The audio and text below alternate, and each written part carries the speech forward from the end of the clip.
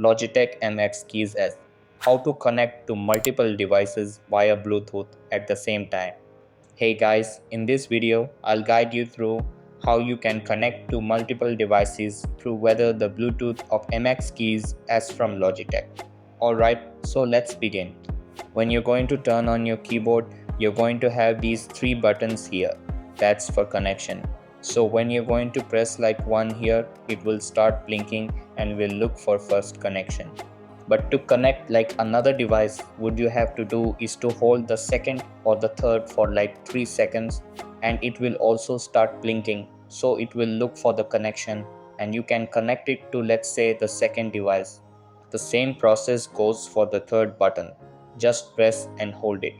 Then it will start blinking and require a connection. So this is how it's done, and this is how you can connect to multiple devices. So that's all for this video. Consider subscribing if you find it helpful, and I'll see you in the next one. Thanks.